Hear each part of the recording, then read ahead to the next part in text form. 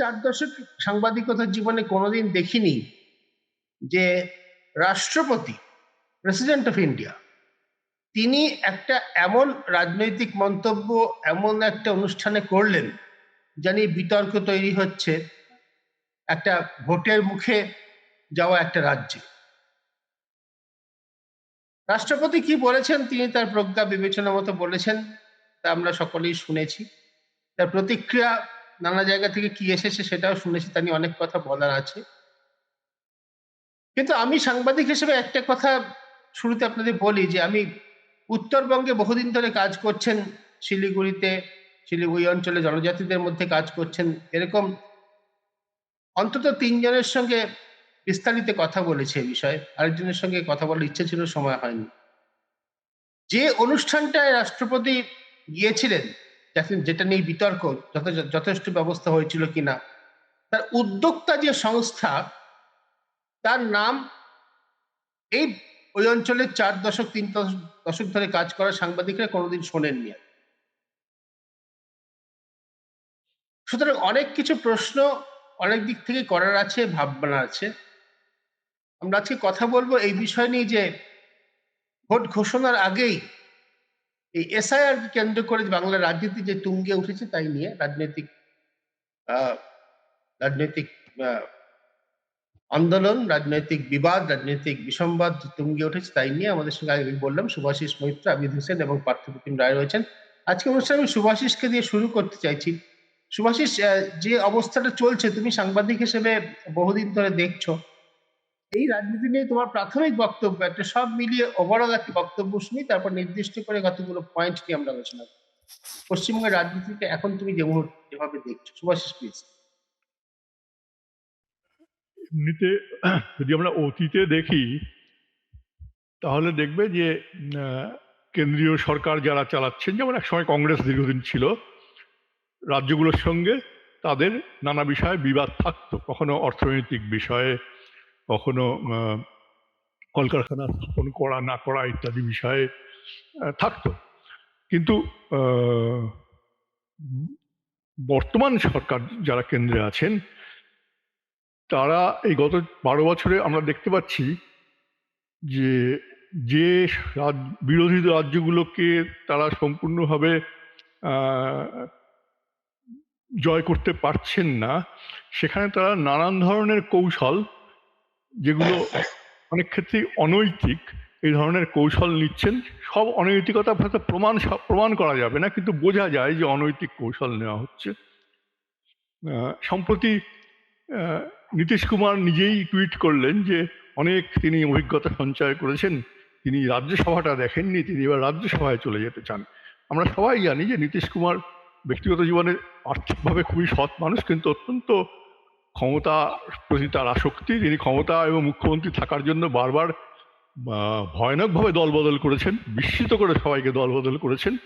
তিনি হঠাৎ সকালবেলা উঠে, এটা কবে 3 কি 4 তারিখের ঘটনা, টুইট লিখলেন, তারপরে সরে গেলেন এবং অনেকেই বলছে বিহার এবারে পাকাপাকিভাবে বিজেপির হাতে এলো। এটা আমি বলবো দুর্ভাগ্যজনক যে আমাদের সাংবাদিকতার এতটাই দুর্বল হয়ে পড়েছে। এখনো পর্যন্ত ঠিক কি ঘটেছে, কেন নীতিশ কুমার চলে গেলেন ছেড়ে, এই তথ্য আমরা জানতে পারিনি। যেমন আমরা জানতে পারিনি আনন্দ বয়সে চলে যাবেন, বা তামিলনাড়ুর গভর্নর যেখানে আসবেন, আগাম আমরা কেউ আন্দাজ করতে পারিনি। অতীতে এগুলো আন্দাজ করা যেত। নীতিশ কুমারের কথা রাত্রির দিকে অনেকে ব্রেকিং নিউজ করে চালিয়েছিল, যখন ওই টুইটটা হওয়ার পরে অনেকেই বলতে শুরু করেছিলেন। পশ্চিমবঙ্গে মহারাষ্ট্রে তারা একভাবে ক্ষমতা নিরঙ্কুশভাবে দখল করেছে, মানে একক সংখ্যাগরিষ্ঠতা পেয়েছে, তার জন্য ইয়েকে ভাঙতে হয়েছে, শিবসেনাকে ভাঙতে হয়েছে।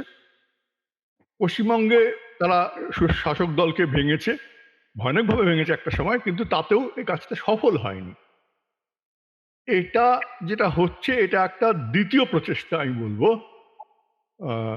এটার মধ্যে একটা আইনি ব্যাপার আছে, একটা আইনি নয় এরকম ব্যাপার আছে। এসআইআর একটা আইনি ব্যাপার হতেই পারে, একটা ইলেকশন কমিশন তো ঠিকই চাইতেই পারে যে তার ভোটার লিস্ট শুদ্ধ হোক, এই পার্টটার মধ্যে আইনি।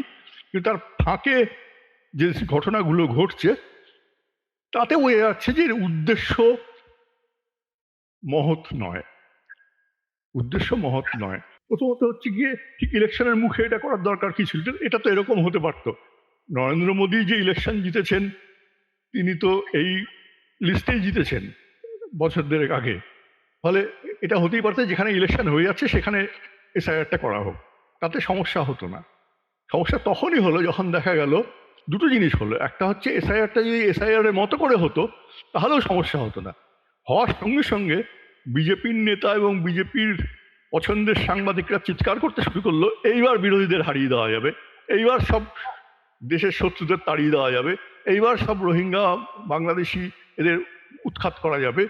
এই যে বিজেপি এবং ইলেকশন কমিশনের যে যৌথ আক্রমণ, তার মুখে বিরোধী দলগুলো শঙ্কিত হলো, ভয় পেল, তারা তাদের মতো করে একটা আন্দোলন তৈরি করা শুরু করলো। সেই আন্দোলন বিহারে সফল হয়নি। বিহারে তারা ক্ষমতায় চলে এসছে, বিজেপি আসার কথা ছিল না, আমরা অনেকেই জানি যে না আসার সম্ভাবনা প্রবলভাবে ছিল, কিন্তু এসছে। পশ্চিমবঙ্গে তারা 21-এ বা 19-এ যেটা করতে পারেনি দল ভাঙিয়ে, এটা একটা নতুন প্রচেষ্টা। তামিলনাড়ুতে হবে না বুঝে গেছে, তামিলনাড়ুটা হবে না, কেরলটা হবে না। আসামে তারা পুরনো পুরনো লিস্টে ইলেকশন করছে। পশ্চিমবঙ্গ রাজনৈতিকভাবে দখল করার একটা ইচ্ছে এসআইআর এর উপরে নির্ভর করে। এটা কোনো গোপন কথা নয়, বিজেপি নেতা, বিজেপি সমর্থক, সাংবাদিক প্রত্যেকে প্রকাশ্যে বলছেন, এটা সোশ্যাল মিডিয়ায় বলছেন, খবরের কাগজে বলছেন যে এটা একটা যৌথ আক্রমণ পশ্চিমবঙ্গের বিরোধী দলকে হারানোর জন্য। এটা তত মানে খুবই কম রাজনৈতিক, খুবই বেশি অনৈতিক একটা আক্রমণ। এর মুখে পড়ে বর্তমান শাসক দল সে যেভাবে পারে সেটাকে সামলানোর চেষ্টা করছে। তারা ধর্ণা দিচ্ছে, তারা প্রোটেস্ট করছে, তারা সফল হবে কিনা সেটা অন্য প্রশ্ন। কিন্তু বিষয়টা এখানে থেমে থাকবে না। বিষয়টা একদিকে সুপ্রিম কোর্ট আছে, আরেকদিকে এই মানে আমাদের একটা সময়সীমা আছে 10ই মে সম্ভবত। ফলে এখন গোটা রাজ্যটাকে একটা চূড়ান্ত অনিশ্চয়তার মধ্যে ঠেলে দেওয়া হচ্ছে ধীরে ধীরে। এবং অনেকেই দেখছি উল্লসিত, এইবার তাহলে রাষ্ট্রপতি শাসন জারি করে ইলেকশনটা জেতা যাবে। তারা কেউ কেউ 88-89 সালে ত্রিপুরার উদাহরণ দিচ্ছেন, যেখানে নৃপেন চক্রবর্তী সরকারকে হারিয়ে দেওয়া হয়েছিল একটা ডিস্টার্বড এরিয়া ঘোষণা করে। এবং যারা ডিস্টার্বড এরিয়া ঘটাচ্ছিল, টিআরএফ বোধহয় সংগঠনের নাম ছিল, একটা সংগঠন, ভোটের পরেই দেখা গেল তারা সেই সময়ের কংগ্রেসের সঙ্গে একটা চুক্তি সই করে তারা শান্তিতে চলে গেল। ফলে আমি বলছি এই আক্রমণ পশ্চিমবঙ্গের শাসক দল সামলাতে পারবে কি পারবে না আমি জানি না, কিন্তু এই আক্রমণ খুব কমই রাজনৈতিক, এর বড় অংশই অনৈতিক। সুদীপ্ত।